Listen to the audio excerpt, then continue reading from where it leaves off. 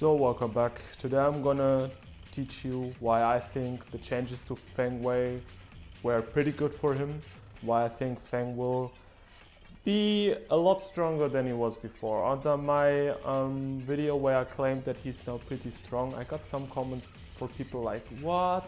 He doesn't got anything crazy, he is still the same, he's not that good. You have to know that I thought before Feng was already a strong character, and he got 4 buffs that are really good for him. I'm not talking about his new move. I don't think it is that good as well, only as a checking tool, maybe online. But the change from wild standing 1, the change of down back 3, the change of down back 1, 2, and first and foremost the change of the 1+2 parry window are huge for him. So why is that so? Feng Wei is a very offensive character. He excels at close quarters combat. This is the best down forward 1 in the game, in my opinion. Even though it's 14 frames and doesn't have any extensions, it is 0 on block. So if I do this into this, he can only trade with me or crush me. Do you get that? That's the best mid for every character, and ours is +6 on hit, which means it's hard to step afterwards, and you have this for checking if someone wants to step anyway. And it's 0 on block, so it's just like you did nothing. He has very good high crush tools up close, or even from a little bit further away. He has very good tools to check the opponent after a landed punish now. Like this or like this. You can very easily mid-check people who want to step, want to backdash, or maybe want to do something crazy, which this move is actually very good for. Before it was a very bad down 4 because it's 15 frames. But now with the extensions and fishhook leaving the opponent closer to you, the checking tools are very good, so it's not that easy. Imagine you punish someone with this, right? So if they do one backdash and I do a down forward 1, it will whiff. But now since I have this option, if I hit this, I can check them all the time. And this used to be a big issue for Feng, because his best 10 frame punish leaves the opponent far away and +3. And if you go back, then you're +5, but if they backdash, down 3 will not hit clean hit. So what you now have are very good checking tools to follow the opponent. They cannot run away from you. And if you close again, you excel again. But what does this all have to mean for the changes? So what does the change mean? The change means that if you're in a poke war, there are 3 different things that you have to worry about, maybe 4. You have to worry about to interrupt you. And in that regard, Feng was already very good because of back tamper, down 2, down for 3, all his high crushing moves. The second thing is panic buttons, which get beaten by checking tools to keep the opponent on their toes. So if you're gonna check your opponent a lot, he's not gonna use up 4 with Devil Jin that much, because he's gonna get floated out of it a lot of the times. Third thing is sidestepping. Fishhook was always one of the best mids in the game. But the problem was when you hit it, you had this situation most of the time. And if they did a backdash, you had to follow them with something like this or something slow. So fishhook on hit was not that good. But now you're in this range where my down forward 1 will connect, and I have this now to check you if you're gonna just backdash, if I want to press buttons.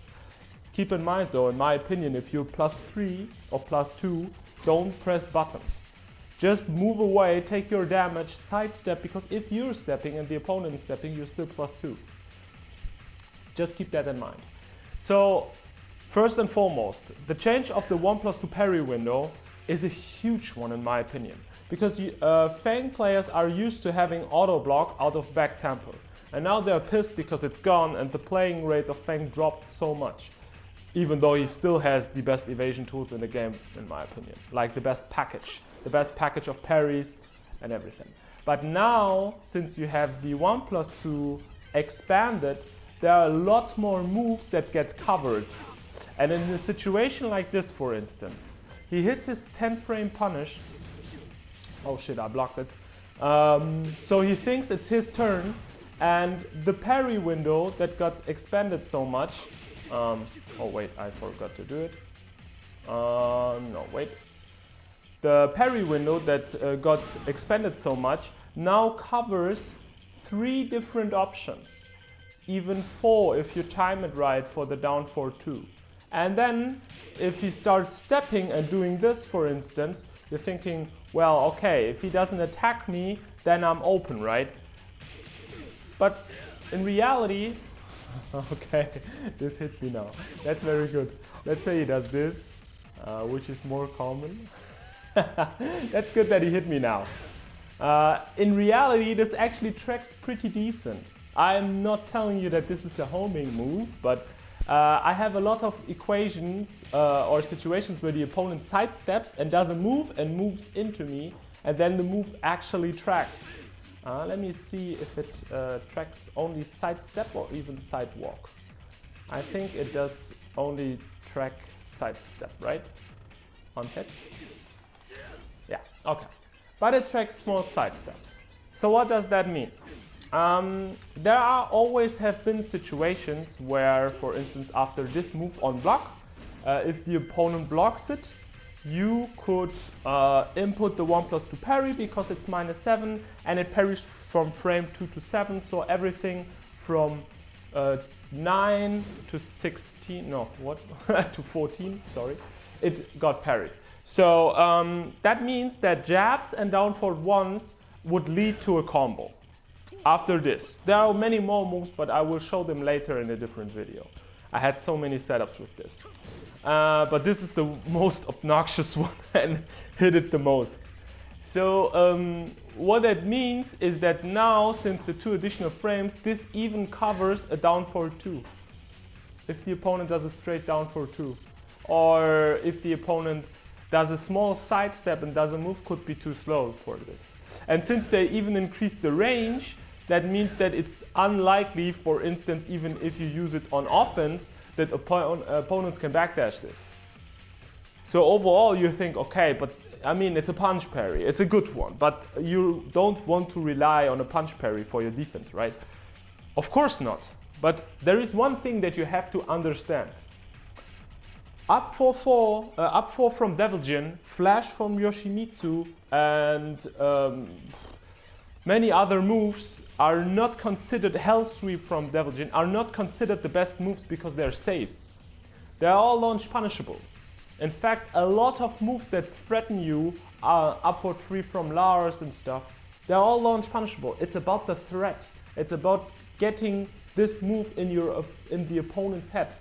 Flash is not a good move if it gets predicted from Yoshimitsu. Everyone knows that. Of course, medium level Yoshimitsus will spam it, but on higher level you're gonna get killed for this. On whiff, on block. That's what happens. But the move itself makes that people are afraid to press buttons when they have their turn, when they hit you with a punish. And if you come to that level, then you already changed the whole game without even using the move. It's the same for a hell sweep. A hell sweep itself, the risk reward is never in your favor. You have to connect 2 hell sweeps most of the time without a wall with Devil Jin to make the damage even if he blocks one. So if you block 1 out of 3 hell sweeps in open ground, you're even. But the hell sweep will make you duck and sidestep left a lot, which opens you up. That's the fact why hell sweep is so good, and that's the fact why this parry is so good. Okay, it's only -12, but you get the point. If my opponent, if Steve Fox, has his 10 frame punish down and wants to check me with down 1 and I can interrupt that and launch him for it, or interrupt his duck mix-ups, then he has to think more. He will less likely pressure me. That comes for the next tool as well. Of course, this is still punishable on block, right? And it's not that that the move is very fast or anything.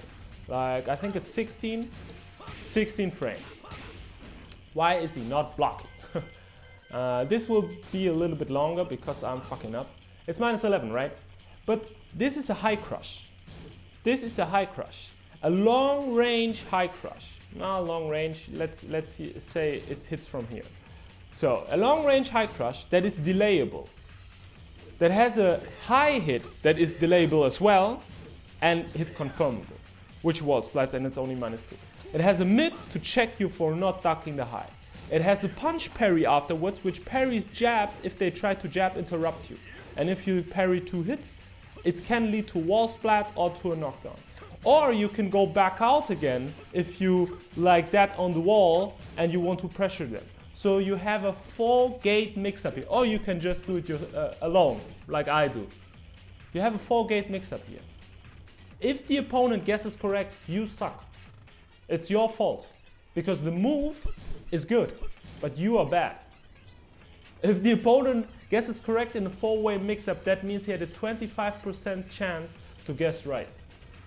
And he did. So the last thing is, the only thing that the character was lacking is tools to get in. This is the only good tool, and it's only -1, which is crazy for a mid with that range. And now it's 1 frame faster than before. But the problem is, the risk reward is not in your favor when you try to get in on a Mishima, for instance, when you do this 5 times and he does 1 electric. But now with the counter of this and the back turn animation, of course the range is not crazy, but if you do this, for instance, the range becomes crazy. And it's way better than doing this, because this can be launched, but it gives, okay, I mean it gives good reward on counter hit, but if you do it from a long roll dash, the mix-up opportunities you have are very dangerous. Like this and this are not that good. But if you do this, for instance, or this, it's way less risk, but on counter hit you still get a lot of reward. And I love this move, by the way. So you now have 2 options to get in low. You have 1 option to get in mid, that is very good. You have a lot of huge range options to keep them in check. So what do you want more, man? I don't get it. Stop complaining all the time. Stop every time to whine, oh, why did Devil Jin get this? Why did... Devil Jin was a character all along. He's very popular. People like him, and there has to be 1 Mishima that is very good. This is not a Mishima. He doesn't have an electric, and he will never get one. Just use a character that you like and take the time to explore what makes him good, what you can find, what is the strength, how can I abuse it. That's about it. I hope you enjoyed the video, which was kind of ranty and kind of long. I hope to see you in the next one. Goodbye.